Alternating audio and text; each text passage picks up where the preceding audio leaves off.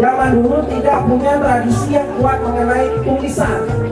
Jadi hal apapun kalau itu penting dan punya nilai hukum, biasanya disampaikan secara lisan. Secara lisan, lewat cerita. Contoh, ada yang dari Lahat nggak sih? Dari Lahat ada? Atau yang dari Pagar Alam ada? Orang ini ada? Ada, orang ini.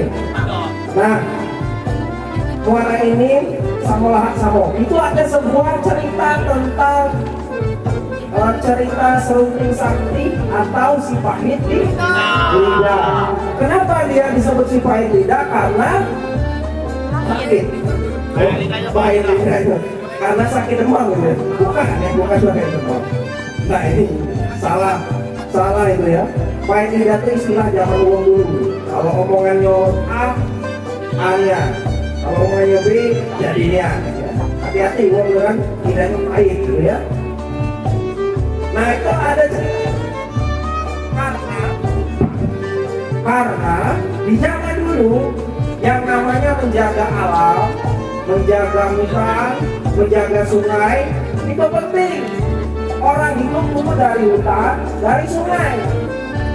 Maka dibuatlah cerita tentang si pahit lidah, di mana orang-orang yang melanggar, merusak, membakar ataupun mencemari lingkungan itu akan kena kutuk oleh si pahit lidah. Jadi orang takut. Karena kalau pernah main ke Lahat itu ada namanya batu menhir, megalitikum. Pernah nggak lihat di Lahat? Batu-batu besar. Bentuknya seperti orang-orang yang sedang sujud, bentuk orang yang sedang berpelukan, tapi batunya besar. Itu dibuat cerita orang-orang yang dulu merusak lingkungan, orang-orang yang dulu mencemari sungai, orang-orang dulu yang membakar alam, itu bakal kena si pahit lidah, dikutuk jadi batu. Nah itu salah satu contoh cerita apa di zaman dulu. Kalau sesuatu yang penting itu disampaikan lewat cerita.